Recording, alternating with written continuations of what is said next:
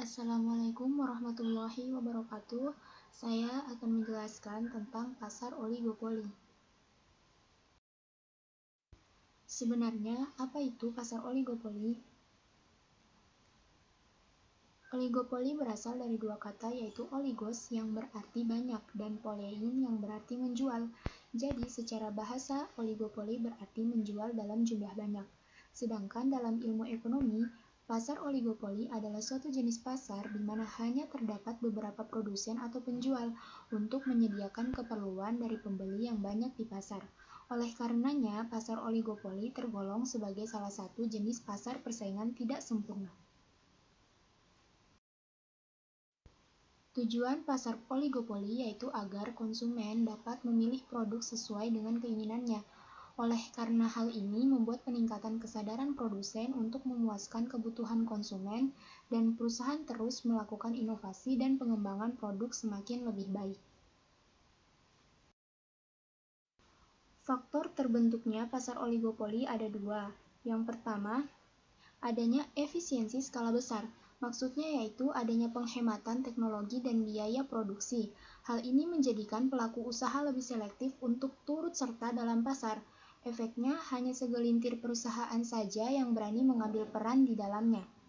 Yang kedua, adanya kompetensi manajemen yang kompleks. Maksudnya bahwa dalam kegiatan pasar terdapat persaingan bebas yang menuntut perusahaan untuk mengambil peran dan langkah. Hal ini dibutuhkan untuk menentukan kebijakan dan arah manajemen termasuk menemukan inovasi baru, sehingga produksi barang tetap berkembang dan diminati pasar. Ciri-ciri pasar oligopoli ada 8. Yang pertama, penetapan harga yang sangat kaku. Ketika salah satu perusahaan memberikan penurunan atau kenaikan harga, maka perusahaan lain akan mengikutinya. Jadi, tidak ada variasi harga yang cukup. Yang kedua, produsen baru tetap bisa masuk pasar, namun cukup sulit. Mengingat untuk bisa masuk ke pasar oligopoli haruslah memiliki modal yang cukup besar, karena persaingan yang ketat. Belum lagi jika perusahaan yang sudah lama di pasar oligopoli menurunkan harganya, maka akan lebih sulit lagi perusahaan baru ini untuk bersaing. Yang ketiga, persaingan yang sangat ketat. Persaingan antar penjual di pasar oligopoli terjadi sangat ketat, dan tentu saja hal ini tidak bisa dihindari begitu saja, mengingat setiap perusahaan ingin mendapatkan keuntungan sebanyak-banyaknya dari barang yang mereka jual. Yang keempat, penentuan harga lebih mudah dan lebih sulit. Maksudnya yaitu, meskipun barang yang dijual sifatnya homogen atau karakteristiknya sama, namun untuk penentuan harga ini tidak selalu sulit dan tidak selalu mudah.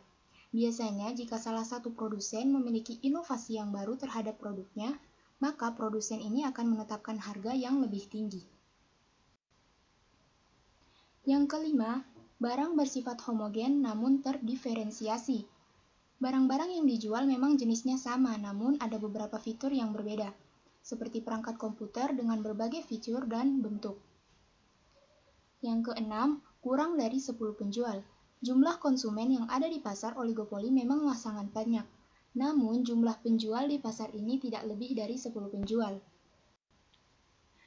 Yang ketujuh, strategi pemasaran harus matang. Dengan sedikitnya jumlah produsen dan ragam produk yang tidak terlalu banyak, maka persaingan menjadi lebih ketat. Promosi dan pemasaran harus gencar dilakukan karena dikhawatirkan konsumen akan berpindah ke produk lain. Dan ciri yang terakhir, yaitu kebijakan produsen utama sebagai acuan produsen lainnya. Oleh karena itu, produsen cabang hanya menjalankan saja kebijakan tersebut. Kebijakan yang harus diikuti adalah penarikan produk lama dan digantikan oleh produk yang baru, termasuk juga pergantian fungsi, harga, dan rasa dari produk. Jenis-jenis pasar oligopoli ada 4. Yang pertama, oligopoli murni, yaitu jika beberapa perusahaan dalam pasar oligopoli tersebut menjual produk homogen, seperti air, mineral, helm, semen, dan pipa. Yang kedua, oligopoli terdiferensiasi, yaitu pasar dengan barang yang homogen namun dapat dibedakan, seperti sabun, sepeda motor, dan laptop. Yang ketiga, oligopoli non-kolusi. Produsen yang akan memainkan harga tetapi dengan membaca perkembangan produsen lainnya sebagai pesaing usaha. Yang keempat, oligopoli kolusi. yaitu kerjasama produsen dengan produsen lainnya untuk menaikkan harga bersama-sama atau membiarkannya stagnan. Penggolongan ini mempunyai arti penting dalam menganalisis pasar yang oligopolistik. Contoh pasar oligopoli yaitu industri semen, industri kendaraan bermotor, rokok, layanan telekomunikasi, dan jasa penerbangan. Kelebihan pasar oligopoli. Yang pertama, inovasi yang terus diluncurkan. Maksudnya, karena persaingan antar penjual sangat ketat, maka membuat inovasi baru adalah jalan utama sebagai media promosi. Hal ini tentunya sangat menguntungkan bagi pengguna inovasi tersebut. Yang kedua, persaingan yang menguntungkan bagi konsumen. Meskipun persaingan antara produsen di pasar oligopoli bukan persaingan yang sehat, akan tetapi dari persaingan ini para konsumen bisa mendapatkan keuntungan, sebab produsen akan terus meningkatkan produknya guna memuaskan keinginan konsumen. Yang ketiga, ada lebih banyak pilihan bagi konsumen. Karena produsen barang sedikit, namun konsumen banyak, maka konsumen akan lebih leluasa untuk bisa memilih barang yang mereka inginkan.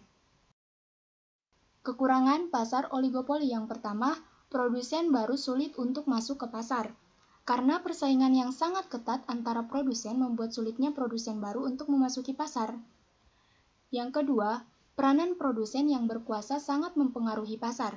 Misalnya, produsen yang berkuasa tersebut menurunkan harga, maka yang lain juga menurunkan harga. Yang ketiga, banyak mengeluarkan modal untuk iklan.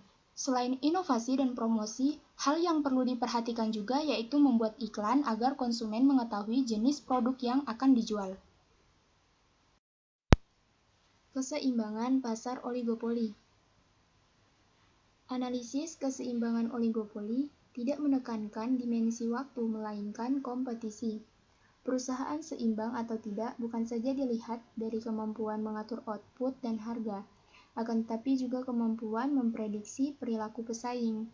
Karena itu, oligopolis akan mencapai keseimbangan jika perusahaan dapat melakukan apa yang dapat dilakukan dan tidak mempunyai alasan lagi untuk mengubah jumlah output dan harga. Demikian juga dengan para pesaing. Kurva permintaan patah.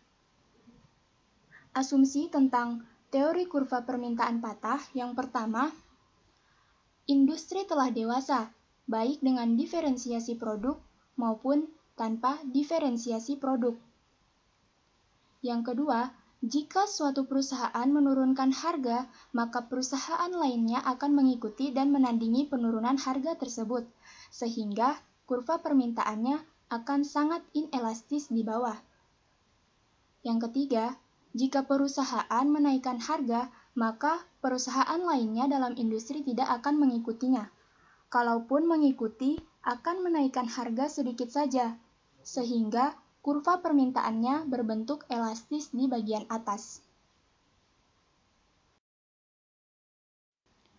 Terima kasih. Wassalamualaikum warahmatullahi wabarakatuh.